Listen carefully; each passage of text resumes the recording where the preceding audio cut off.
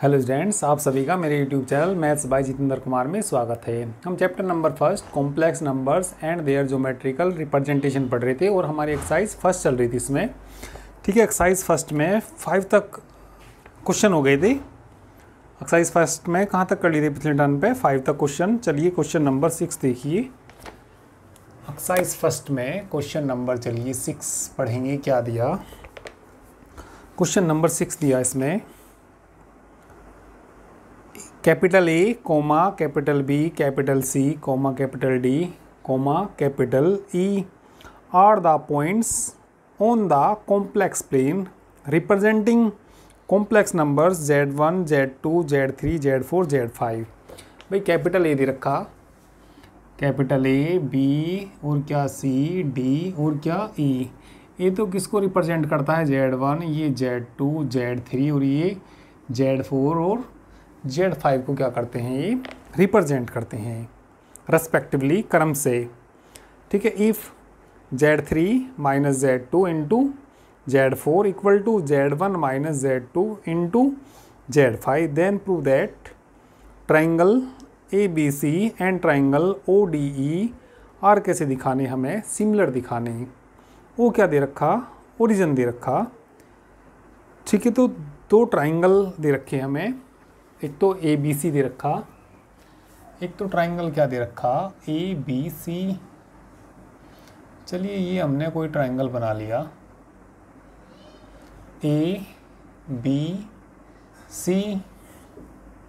एक पॉइंट कितना दे रखा इन्होंने? Z1 दे रखा। B कितना दे रखा? ये Z2 दे रखा। C बोलिए कितना दे रखा?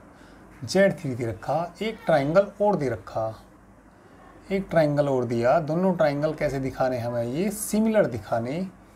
तो सिमिलर यानी कि हिंदी में इसको समरूप बोलते हैं। दूसरा ट्राइंगल क्या दे रखा हमें? ODE। O ओरिजिन दे रखा, 0 आ जाएगा। D के कोऑर्डिनेट बताइए कितने दे रखे? Z4 E कितना दे रखा? Z5 दे रखा। ये पॉइंट दे रखे। दोनों ट्राइंगल कैसे दिखाने हमें? सिमिलर दिखाने। तो ये देखिए कंडीशन क्या दे रखी है हमें इसमें। गिवन क्या है ज़रा देख लीजिए। Z3 minus Z2 into Z4 equal to Z1 minus Z2 into Z5 ये दिया। ठीक है, तो हमें ये ट्राइंगल कैसे दिखाने? सिमिलर। तो सिमिलर दिखाने के लिए क्या प्रूफ करना होता है? सिमिलर दो ट्राइंगल को सिमिलर दिखाने के लिए क्या सिद्ध करना होगा? कोई सी भी दो भुजाएं यानी कि AC मान लो, AC बटे चलिए AB, AC बटे AB, जिसे AC ली तो कोई सी भी दो भुजा OE मान लीजिए, OE अपोन कितना? OD। दो भुजाओं का जो रेशो अनुपात है वो उसकी दो भुजाओं के रेशो यानी कि अनुपात के क्या दिखाना? बराबर दिखाना। और एक एंगल कोई सा बराबर दिखाना। सपोज एंगल ए बराबर एंगल ED कोई सा भी आ जाए। तो किसी ट्राइंगल को सिमिलर दिखाने के लिए क्या करते हैं? किसी ट्राइंगल को सिमिलर दिखाने के लिए, ठीक है, दो भुजाओं का अनुपात, इस वाले ट्राइंगल यानी कि इस वाले त्रिभुज की दो भुजाओं का अनुपात उस वाले ट्राइंगल की दो भुजाओं के अनुपात के क्या दिखाना होता है? बराबर। और एक एंगल क्या दिखाना होता है? बराबर। यदि हमने ये इसमें प्रूफ कर दिया तो ये ट्राइंगल कैसा हो जाएगा? ये ट्राइंगल दोनों कैसे हो जाएंगे? सिमिलर हो जाएंगे, समरूप हो जाएंगे। ठीक है, तो चलिए इसमें देख लीजिए जो गिवन है इसको हम लिख सकते हैं और लिख सकते हैं इसको Z3 माइनस Z2 के अपोन में ले आइए वहाँ से Z1 माइनस Z2 बराबर Z5 तो उधर है ये अपोन कितना? Z4। इसका मॉडुलस कर लीजिए Z3 माइनस Z2 का मॉडुलस बटे Z1 माइनस Z2 का मॉडुलस। पहले सारे का मॉडुलस कर लीजिए फिर अलग अलग कर लेंगे। मैंने साथ के साथ अलग अलग ही कर लिए इसमें। Z5 minus 0 upon Z4 minus 0। तुमने पढ़ा होगा दो बिंदुओं के बीच की दूरी का फार्मूला पढ़ा होगा। ठीक है, मैंने पिछले लेक्चरों में बताया, यदि नहीं मालूम तो मैं एक बार और बता देता हूँ। भाई मान लिया हमारे पास कोई ए पॉइंट है और ए के कोऑर्डिनेट है कितने Z1, दूसरा पॉइंट क्या बी के कोऑर्डिनेट कितना Z2, ए बी के बीच की दूरी निकालनी, मॉडुलस किसके बराबर होती है Z2 माइनस Z1, या ये भी कह सकते हैं Z1 माइनस Z2। ये दो बिंदुओं के बीच की क्या होती है दूरी, डिस्टेंस बिटवीन टू पॉइंट्स। ठीक है, तो यहाँ पे देखिए Z3 minus Z2, Z3 minus Z2, तो बताना या क्या लिख लेंगे इसको, कौन सी भुजा आ जाएगी वो BC बटे Z1 minus Z2, Z1 minus Z2 कितना आ जाएगा अपोन में AB equal to Z5 minus 0, Z5 minus 0 OE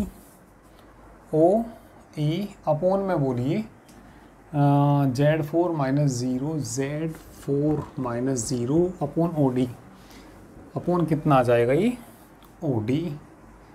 तो जो इसकी दो भुजाओं का अनुपात है, पहले ट्राइंगल की और दूसरे ट्राइंगल की दो भुजाओं के अनुपात के कैसा आ गया, ये बराबर आ गया।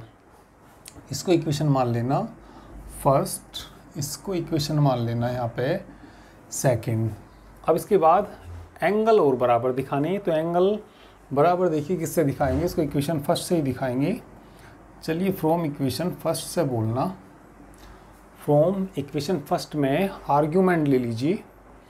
ठीक है, दोनों साइड आर्ग्यूमेंट ले लेंगे तो क्या हो जाएगा यहाँ पे आर्ग्यूमेंट ऑफ किसका Z3 minus Z2 upon Z1 minus Z2 बराबर argument of Z5 minus 0, Z5 minus 0 upon Z4 minus 0।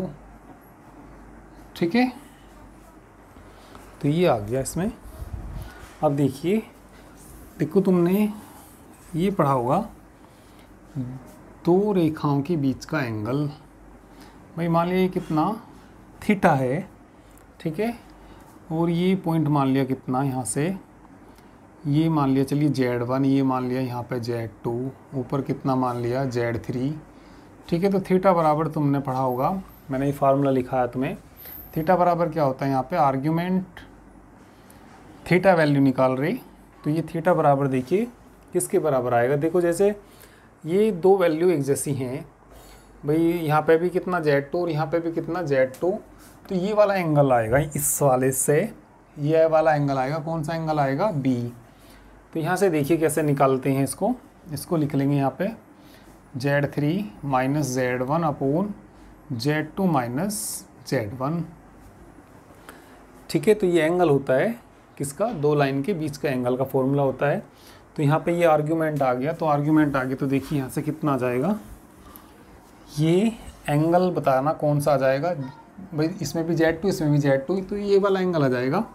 तो ये जो एंगल होगा, एंगल किसके बराबर होगा, B के बराबर होगा इक्वल टू, और वहाँ से देखना 0 0 0, यानी कि एंगल किसके बराबर आ जाएगा, ओके आ जाएगा। इसे इक्वेशन मान लीजिए थर्ड। तो इसकी भुजाओं का रेशो इक्वल आ गया और दो एंगल कैसे आ गए, इक्वल आ गई। तो जब ये रेशो और ये एंगल कैसे आ जाएं, इक्वल आ जाएं, तब ट्रायंगल कैसे होंगे, सिमिलर होंगे, ठीक है, समरूप होंगे। तो लिख देंगे इसमें हेंस फ्रॉम किससे, इक्वेशन कौन कौन सी से, फ्रॉम इक्वेशन कौन कौन सी से, सेकंड एंड थर्ड से बता दीजिए। दोनों इक्वेशन से ही भाई ये रेशो इक्वल आ गए और एंगल कैसे, चलो ये लाइन तो लिखने की जरूरत भी नहीं है। ठीक है, तो ये इक्वल तो आ ही गए, तो क्या लिख देंगे हेंस, ठीक है, हेंस ट्राइंगल कौन सा ABC and triangle ODE are कैसे हैं ये, आर कैसे हैं ये, सिमिलर हैं। तो यही प्रूफ करना था, दोनों ट्राइंगल कैसे दिखाने, हमें सिमिलर दिखाने थे, तो दोनों ट्राइंगल कैसे आ गई, ये सिमिलर आ गई। ठीक है, तो ये क्वेश्चन नंबर हमारा 6 हो गया। ठीक है, इसको नोट कर लीजिए। इसके बाद हम क्वेश्चन नंबर 7 करेंगे। चलिए इसको नोट कर लीजिए। अब देखिए क्वेश्चन नंबर 7। चलिए क्वेश्चन नंबर 7 पढ़ लीजिए, बुक में देखिए सभी। क्वेश्चन नंबर 7 देखिए, the roots z1, z2, z3 of the equation x³ + 3a² + 3bx + c बराबर 0 इन विच a b c are complex numbers correspond to the point capital A, capital B, capital C on the organ plane. Find the centroid of the triangle ABC. तो हमें क्या निकालना, centroid निकालना किस triangle का, ABC का, and so that it will be equilateral, और ये समबाहु त्रिभुज होगा। कब होगा, इफ़, इसकी कंडीशन ला के दिखानी, A² बराबर B के बराबर ला के दिखाना। तो समझना ज़रा इसको भाई। इन्होंने एक इक्वेशन दे रखी, क्यूबिक इक्वेशन दे रखी, 3 घात का एक समीकरण दे रखा। गिवन इक्वेशन बताइए क्या दी इन्होंने, x³ + 3ax² + 3bx + c बराबर 0। इसको इक्वेशन फर्स्ट मान लीजिए, इसके रूट्स दे रखी, ठीक है, z1, z2 and z3 be the roots of किसके हैं, इक्वेशन फर्स्ट के रूट हैं। तो यदि इसके रूट्स हैं तो तुमने पढ़ा होगा सम ऑफ द रूट्स, मूलों का योगफल z1 + z2 + z3 बराबर होता है माइनस के b/a बराबर किसके आ जाएगा, माइनस के 3a के बराबर आ जाएगा, ठीक है। एंड ठीक है, और पढ़ा होगा तुमने z1 × z2 + z2 × z3 + z3 × z1 बराबर कितना पढ़ा, ये पढ़ा होगा 3b/1 आ जाएगा, तो यानी कि 3b आ जाएगा। प्रोडक्ट ऑफ द रूट्स तीसरी कंडीशन भी होती है। देखो यदि तुम्हें नहीं याद आ रहा भाई, कोई क्यूबिक इक्वेशन है ax³ + bx² + cx + d बराबर 0, कितने घात का समीकरण है ये, 3 घात का समीकरण है, 3 डिग्री का इक्वेशन है ये। इसके रूट्स हमने मान लिए alpha beta gamma, let alpha beta gamma are the roots of किसके हैं, ये इक्वेशन फर्स्ट के रूट हैं। इस इक्वेशन मैंने मान लिया फर्स्ट। तो इसकी 3 कंडीशन होती हैं, अल्फ़ा + बीटा + गामा बराबर किसके होता है, माइनस के b/a होता है। Alpha beta + beta gamma + gamma alpha बराबर किसके होता है, c/a के बराबर होता है। मूलों का गुणनफल यानी कि product of the roots alpha beta gamma कितना होता है, माइनस के d/a। तो ये कंडीशन याद रखिए, ठीक है। इन कंडीशन को भी नोट कर लीजिए। तो हमें इसमें 2 कंडीशंस की ज़रूरत पड़ेगी, तो ये हमने 2 निकाल ली। इसको इक्वेशन मान लीजिए चलिए सेकंड, और इसको इक्वेशन मान लीजिए थर्ड, ठीक है। तो उनको नोट कर लीजिए सभी उस कंडीशंस को। तो ये हमने 2 कंडीशंस निकाल ली। अब हमें क्या निकालनी, सेंट्रोइड ऑफ द, सेंट्रोइड निकालना, ऑफ ट्राइंगल का निकालना, ठीक है। तो ट्राइंगल इन्होंने कहा find the centroid of triangle ABC, और ABC क्या दे रखा इन्होंने, तो ट्राइंगल, ठीक है। तो देखिए सेंट्रोइड, देखिए क्या आएगा इसमें, सेंट्रोइड का ये हमारा फार्मूला होता है। पहले फार्मूला देखिए सेंट्रोइड का। कोई हमारे पास ट्राइंगल है, ये कोई हमारे पास ट्राइंगल है, ये z1 इसका वर्टेक्स, z2 और z3, ये हमने ये मान लिया, b मान लिया, c मान लिया। जो इसका सेंट्रोइड होता है वो होता है z1 + z2 + z3/3 के बराबर होता है। ये सेंट्रोइड होता है उस ट्राइंगल का। तो हमें ट्राइंगल निकालने के लिए तो किसकी वैल्यू निकालनी पड़ेगी, z1 + z2 ये निकालना पड़ेगा। तो फ्रॉम इक्वेशन किससे, फ्रॉम इक्वेशन सेकंड से 3 को इसके अपॉन में ले आइए, z1 + z2 + z3/3 बराबर कितना आ जाएगा, -a। और यही क्या कहलाता है, सेंट्रोइड कहलाता है। ट्राइंगल किसका, ABC का। तो यहाँ पे ट्राइंगल वो सेंट्रोइड मिल गया हमें, ठीक है। तो लिख देंगे दी सेंट्रोइड, सेंट्रोइड तो पूछा था ना, ठीक है। तो सेंट्रोइड ही पूछा था ये, दी सेंट्रोइड ऑफ ट्राइंगल, कौन से का पूछा था, ABC। तो किसके बराबर होता है, ठीक है, Z1 plus Z2 plus Z3 upon कितना होता है 3। इसकी वैल्यू रख दीजिए, किसके बराबर आ जाएगी, -a के बराबर आ जाएगी। तो ये हमारा आंसर आ गया, सेंट्रोइड आ गया ट्राइंगल ABC का। अब इन्होंने ये भी कहा यदि ये ट्राइंगल क्या हो जाए, इक्विलेटरल हो जाए, समबाहु त्रिभुज हो जाए, यदि ये क्या हो जाए, समबाहु त्रिभुज, तो क्या सिद्ध करके दिखाना हमें, A² बराबर B के बराबर सिद्ध करना। तो लिख देंगे इफ़ इट विल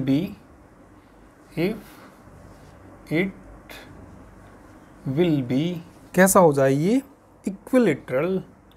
इक्विलेटरल बोलिए क्या होता है, समबाहु त्रिभुज होता है जिसकी सारी भुजाएं कैसी होती हैं, बराबर होती हैं, जिसकी सारी भुजाएं कैसी होती हैं, बराबर। If it will be equilateral then, तो इक्विलेटरल की मैंने कंडीशन बता रखी है आपको, क्या बताया था इसमें, Z1² plus Z2² plus Z3² equal to किसके था, Z1 Z2 plus Z2 Z3 plus Z3 Z1, ठीक है। यदि त्रिभुज कैसा है, समबाहु त्रिभुज है, तो ये उसकी कंडीशन होती है। इसमें अपने पास से 2Z1 Z2 plus 2Z2 Z3 plus 2Z3 Z1 जोड़ दीजिए फार्मूला बनाने के लिए, होल स्क्वायर बनाने के लिए। तो हम इसमें अपने पास से भाई Z1 का स्क्वायर है, Z2 का स्क्वायर है, प्लस कितना Z3 का स्क्वायर है, plus 2Z1 Z2 plus 2Z2 Z3 plus 2Z3 Z1 अपने पास से जोड़ दिया इसमें। तो जब इधर जोड़ा तो उस साइड भी जोड़ना पड़ेगा, इस साइड भी जोड़ दीजिए, तो 2 ये जोड़ेंगे तो 3 हो जाएंगे। चाहो तो सारे में 2 कॉमन ले लीजिए, कितना कॉमन ले लीजिए, 2 सारे में इनमें कॉमन ले लीजिए। तो 2 कॉमन ले लेंगे तो बताना क्या बच जाएगा, Z1 Z2 plus Z2 Z3 plus Z3 Z1 equal to 2 उधर जोड़ेंगे और एक पहले से ही है वहाँ पे, तो कितने हो जाएगा उधर, 3 हो जाएंगे। तो बताना कितना आ जाएगा, 3Z1 Z2 plus Z2 Z3 plus Z3 Z1, ठीक है। तो ये सारा बताइए होल स्क्वायर किसका हो जाएगा, Z1 plus Z2 plus Z3 का होल स्क्वायर हो जाएगा ये, ठीक है। तो इतना नोट करिए, इतना जल्दी से नोट करिए, मैं इधर मिटा के अभी इधर करूँगा, तुम लोग पहले इतना नोट कर लीजिए।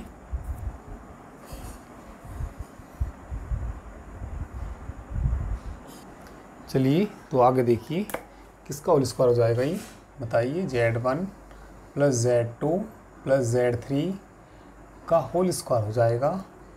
उधर कितना 3 Z1 Z2 plus Z2 Z3 plus Z3 Z1, इसकी वैल्यू रख दीजिए। इसकी वैल्यू हमने कितनी निकाली थी, -3a। इसकी जो वैल्यू निकाली थी Z1 plus Z2 plus Z3 की किसके बराबर निकाली थी, -3a का क्या हो जाएगा, होल स्क्वायर इक्वल टू 3। इसकी वैल्यू देखिए क्या निकाली थी, शायद 3b निकाली थी ना, प्लस के 3b निकाली थी, तो 3b आ जाएगा। इसका होल स्क्वायर कितना आ जाएगा, 9a² आ जाएगा, बराबर कितना 9b, 9 से 9 कट जाएगा, तो कितना आ जाएगा बोलिए, a² बराबर b। यही सिद्ध करना, हैंस प्रूव्ड। तो आसानी क्वेश्चन था ये तो, ठीक है। क्वेश्चन नंबर 7 आसानी था। चलिए अब हम क्वेश्चन नंबर 8 करेंगे, ठीक है। तुम इसको नोट कर लीजिए, इसके बाद हम क्वेश्चन नंबर 8 करेंगे।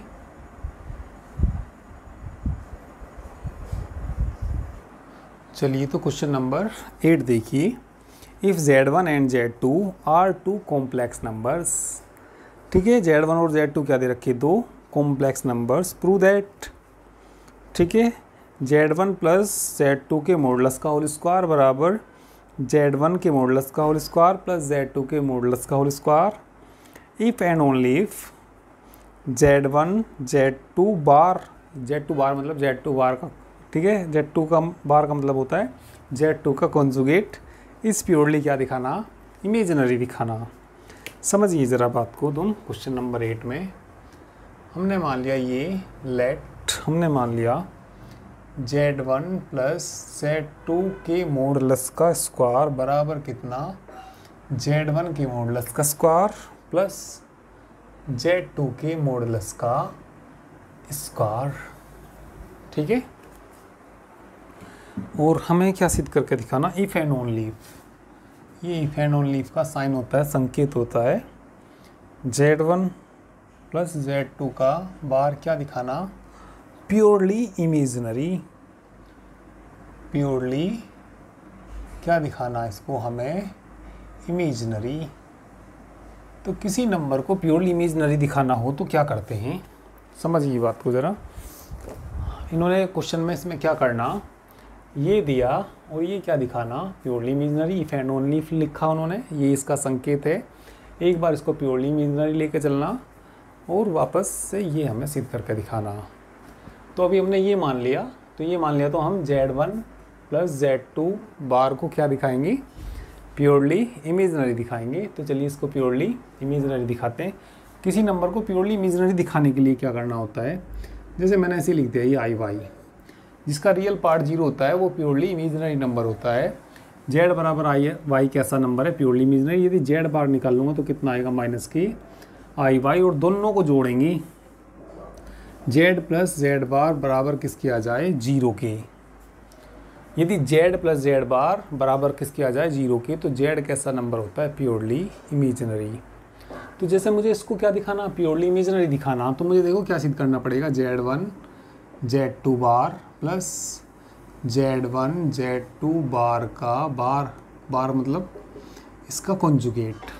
यदि ये मैंने 0 दिखा दिया ये नंबर और इसका कॉन्जुगेट किसके बराबर दिखा दिया मैंने, 0 के बराबर दिखा दिया, तो ये नंबर कैसा हो जाएगा, तो ये नंबर प्योरली इमेजिनरी हो जाएगा, ठीक है।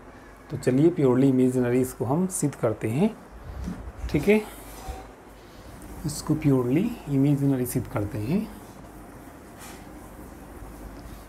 चलिए हमने ये मान लिया, तो ये हम लेके चल रहे हैं, ठीक है, और उसको हमें क्या दिखाना, प्योरली इमेजिनरी दिखाना।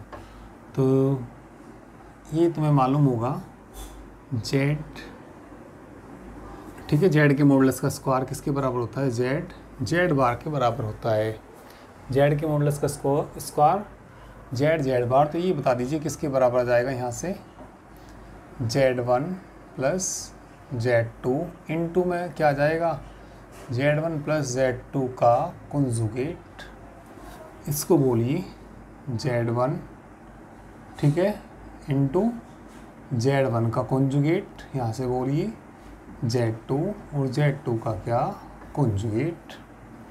क्यों आ जाएगा ये, क्योंकि इसका मॉडुलस, Z के मॉडुलस का स्क्वायर बराबर Z1 Z बार के बराबर होता है, ठीक है। इनको अलग अलग कर लीजिए, अलग अलग करेंगे तो कितना आ जाएगा, Z1 plus Z2, Z1 conjugate plus Z2 conjugate equal to Z1 conjugate plus Z2 conjugate. Multiply कर लीजिए, इनकी मल्टीप्लाई कर लीजिए, कितनी, Z1 बार, आगे करना Z1 Z2 बार, Z2 की करना प्लस Z2 Z1 बार, आगे बोलिए plus Z2 bar equal to Z1 conjugate plus Z2 conjugate, ठीक है। तो ये इससे कैंसिल हो जाएगा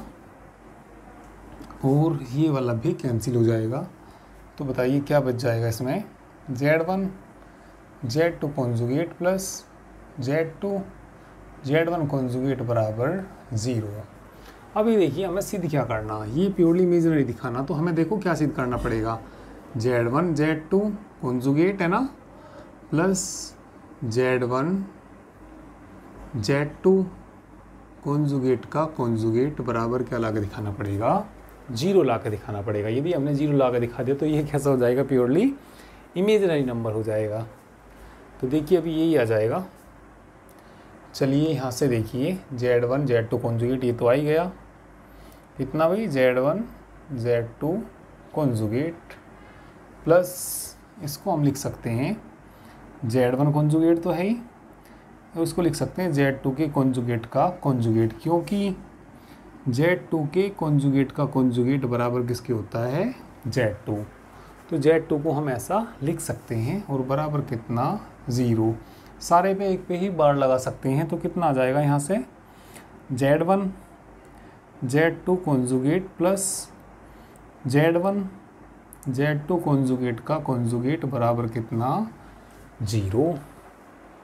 तो ये नंबर और इस नंबर का कॉन्जुगेट किसके बराबर आ गया, 0 के बराबर आ गया। तो 0 के बराबर आ गया तो बोलिए क्या हो जाएगा यहाँ पे, हैंस, यहाँ पे चलिए लिख देंगे hence Z1 Z2 conjugate is purely imaginary. तो यही हमें सिद्ध करना था, ठीक है। अब वापस भी सिद्ध करना, तो फिर इसको क्या लेके चलना, प्योरली इमेजिनरी लेके चलना और वापस चलना इसी रास्ते से, तो वापस ही आ जाएगा, ठीक है। इससे तो हमें क्या लाना था, Z1 Z2 प्योरली हमने इमेजिनरी सिद्ध कर दिया। एक बार क्या लेके चलना, कन्वर्स, कन्वर्स यानी कि इसका उल्टा लेके चलना, इसको क्या लेके चलना, प्योरली इमेजिनरी, तो वापस ऐसे चल देना, तो वापस ही आ जाएगा, ठीक है। तो उसको नोट करिए, ये हमारा क्वेश्चन नंबर 8 हो गया, ठीक है। जल्दी से तुम लोग क्वेश्चन नंबर 8 को नोट करिए, इसके बाद क्वेश्चन नंबर 9 पढ़ेंगे।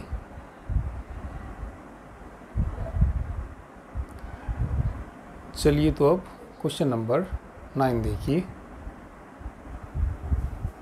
क्वेश्चन नंबर 9 में prove that the centroid of the triangle whose vertices Z1 Z2 Z3, जिस ट्राइंगल के वर्टिसेस क्या हों, Z1 Z2 Z3, तो उसका वर्टिसेस, ठीक है, इसके वर्टिसेस भाई A Z1 B कितना Z2, वर्टिसेस यानी कि शीर्ष, जिस त्रिभुज के शीर्ष क्या हों Z1 Z2 Z3, तो उसका सेंट्रोइड कितना होता है, Z1 plus Z2 plus Z3 upon किसके होता है, 3 के। तो इसका रिजल्ट याद रखना, इसमें कह रहा है जिस ट्राइंगल के वर्टिसेस क्या हों Z1 Z2 Z3 हो, तो उसका सेंट्रोइड ये होता है, स्टेटमेंट है, केवल ये स्टेटमेंट याद रखिए क्वेश्चन नंबर 9 में, ठीक है। चलिए इसके बाद तुम क्वेश्चन नंबर देखिए 10 देखिए, इसके बाद क्वेश्चन नंबर 10 देखिए, ये तो तुम्हें स्टेटमेंट ही याद रखना, जिस ट्राइंगल के वर्टिसेस Z1 Z2 Z3 हों, तो उसका सेंट्रोइड कितना होता है, Z1 plus Z2 plus Z3 upon 3 के बराबर होता है, ठीक है। तो क्वेश्चन नंबर 10 में देखिए, प्रूव दैट, क्या सिद्ध करना, क्या सिद्ध करना ज़रा ये देख लीजिए, मॉडुलस Z1 प्लस Z2 का square plus modulus Z1 minus Z2 का होल स्क्वायर बराबर किसके सिद्ध करना, 2Z1 के मॉडुलस का स्क्वायर प्लस 2 मॉडुलस Z2 का स्क्वायर। केवल इसका फर्स्ट पार्ट ही प्रूफ करना और सेकंड का रिजल्ट याद रखना, ठीक है। इसके 2 पार्ट हैं, केवल हम इसका फर्स्ट पार्ट ही, ठीक है, फर्स्ट पार्ट सिद्ध करेंगे केवल, और जो सेकंड पार्ट है उसका रिजल्ट याद रखेंगे। तो ये हमें इसमें सिद्ध करना, तो आसान ही क्वेश्चन है, बिल्कुल सिंपल क्वेश्चन है। इसमें चलिए LHS ले लीजिए, लेफ्ट हैंड साइड ले लीजिए, लेफ्ट हैंड साइड बोलिए Z1 प्लस Z2 के मॉडुलस का square plus Z1 minus Z2 के मॉडुलस का स्क्वायर। अभी मैंने थोड़ी देर पहले तुम्हें बताया, क्या बताया, मॉडुलस Z का स्क्वायर किसके बराबर होता है, Z बार, यानी कि Z का बार, ठीक है। इसका मतलब क्या होता है, कॉन्जुगेट, Z बार का मतलब क्या होता है, इसका कॉन्जुगेट। तो ये बताइए इस वाले रूल से क्या आ जाएगा, Z1 plus Z2, Z1 plus Z2 का क्या आ जाएगा वहाँ पे कॉन्जुगेट, इसको खोल दीजिए, Z1 minus Z2, Z1 minus Z2 का कॉन्जुगेट आ जाएगा। ये अलग अलग कर लीजिए इनको, Z1 प्लस Z2, बताइए क्या आ जाएगा यहाँ से, Z1 बार प्लस Z2 बार आ जाएगा, प्लस Z1 माइनस Z2, इसका कॉन्जुगेट अलग अलग कर लीजिए, Z1 conjugate minus Z2 conjugate, इनकी मल्टीप्लाई कर दीजिए, मल्टीप्लाई करना इनकी, Z1 बार आगे बोलिए प्लस Z1 Z2 बार, इसकी से मल्टीप्लाई करेंगे, Z1 बार प्लस Z2 बार, प्लस मल्टीप्लाई करना Z1 बार माइनस Z2 बार माइनस Z1 बार, माइनस माइनस प्लस बोलूँ, प्लस Z2 का कॉन्जुगेट। इसमें देखिए कुछ कैंसिल हो जाएगा, तो ये देखिए प्लस का और वहाँ पे देखिए कैसा माइनस का, ये इससे कैंसिल हो जाएगा, Z1 बार एक प्लस का एक माइनस का, तो कैंसिल हो जाएगा। ये बताइए किसके बराबर होगा, Z1 का मॉडुलस का स्क्वायर, ये किसके बराबर, Z2 के मॉडुलस का स्क्वायर प्लस Z1 का मॉडुलस का स्क्वायर हो जाएगा, लास्ट वाला क्या हो जाएगा, Z2 की मॉडुलस का स्क्वायर हो जाएगा। ठीक है, तो कितना हो जाएगा, जोड़ दीजिए इनको, कितना हो जाएगा 2 Z1 के मॉडुलस का स्क्वायर प्लस 2 Z2 के मॉडुलस का स्क्वायर, किसके बराबर आ गई, राइट हैंड साइड के बराबर आ गया, हैंस प्रूफ। यही सिद्ध करना था। ठीक है, तो क्वेश्चन नंबर कौन सा हो गया, ये 10 हो गया। चलिए इसको नोट करिए और इसके बाद क्वेश्चन नंबर 11 देखिए। ठीक है, इसको जल्दी से नोट करिए, इसके बाद हम क्वेश्चन नंबर 11 करेंगे।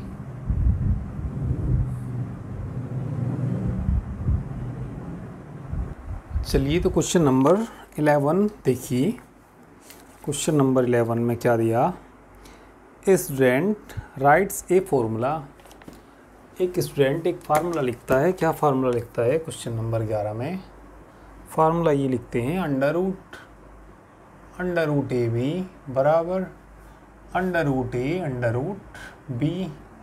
ए स्टूडेंट राइट्स ए फार्मूला, कौन सा formula, under root A B बराबर किसकी, under root A under root कितना बी, तो ये फार्मूला लिखता है। फिर आगे पढ़िए, then substitutes A equal to -1 and B equal to -1, और क्या रखता है, ए बराबर -1 रखता है और बी बराबर -1 रखता है, एंड फाइंड्स 1 इक्वल टू -1, और 1 किसके बराबर आ जाएगा, -1 के, explain where he is wrong.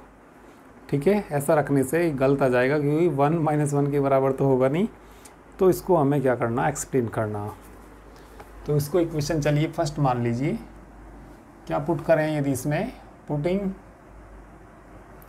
ए बराबर तो कितना -1 और बी बराबर भी कितना रख देंगे -1 इन इक्वेशन, यदि हम फर्स्ट में रख देंगे तो देखिए क्या हो जाएगा, अंडर रूट, यहाँ -1 आ जाएगा, -1 आ जाएगा, under root -1 under root -1 minus minus क्या हो जाएगा, प्लस हो जाएगा, अंडर रूट -1 किसके बराबर होता है, आई के, और ये भी किसके बराबर होता है, आई। भाई तुमने ये नहीं पढ़ा क्या, आई स्क्वायर बराबर क्या पढ़ा, -1, तो आई बताओ किसके बराबर आएगा, -1, तो अंडर रूट -1 को क्या लिख सकते हैं, आई, और क्या लिख सकते हैं, आई।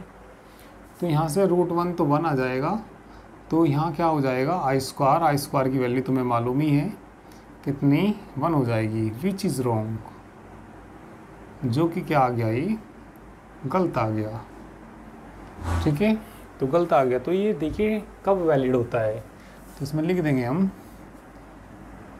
The given formula is valid, is कैसा होगा ये, वैलिड होगा if at least one value of A and B is कैसी हो, नॉन नेगेटिव। देखिए ये जो फार्मूला वैलिड होता है, यदि ए और बी की एक वैल्यू कैसी हो, नॉन नेगेटिव। नॉन नेगेटिव ज़रा कोई रख के देखिए, इसमें एक वैल्यू नॉन नेगेटिव। भाई मान लिया हमारे पास ये फार्मूला, क्या formula, under root A B under root A under root B. एक वैल्यू नॉन नेगेटिव ले लीजिए, एक कोई सी, चलिए ए बराबर मैंने -1 ले लिया और बी बराबर 2 ले लिया। तो एक वैल्यू कम से कम नॉन नेगेटिव लेनी, कम से कम एक। The given formula is valid, ये जो गिवन फॉर्मूला है कब वैलिड होगा, इफ़ यदि एट लीस्ट कम से कम एक वैल्यू किस में से, ए और बी में से कैसी हो जाए, नॉन नेगेटिव हो जाए। अब देखना ज़रा वैलिड होगा या नहीं होगा। मैंने एक वैल्यू नॉन नेगेटिव ले ली, तो यहाँ कितना हो जाएगा, अंडर रूट -1 2 आ जाएगा, अंडर रूट -1 रूट 2 आ जाएगा। तो किसके बराबर जाएगा बोलिए, माइनस के अंडर रूट के अंदर ही आएगा माइनस, अंडर रूट -2 बराबर अंडर रूट -2 आ जाएगा।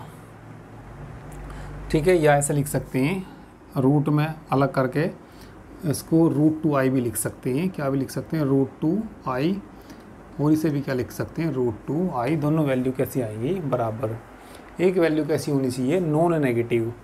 नॉन नेगेटिव का मतलब जो नेगेटिव ना हो, जीरो भी हो सकती है। मान लिया तुमने बी 0 ले लिया, बी क्या ले लिया, 0, कम से कम एक नॉन नेगेटिव ले ली, तो यहाँ 0 ले लेंगे, तो यहाँ 0 बराबर किसके आ जाएगा, 0 के आ जाएगा।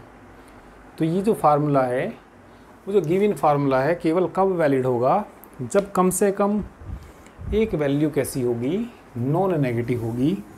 तो ये फार्मूला कैसा होगा, वैलिड होगा। ठीक है, तो चलिए इसको नोट कर लीजिए, क्वेश्चन नंबर 11 को भी नोट कर लीजिए। ठीक है, तो आज हम इसमें इतना ही कराएंगे।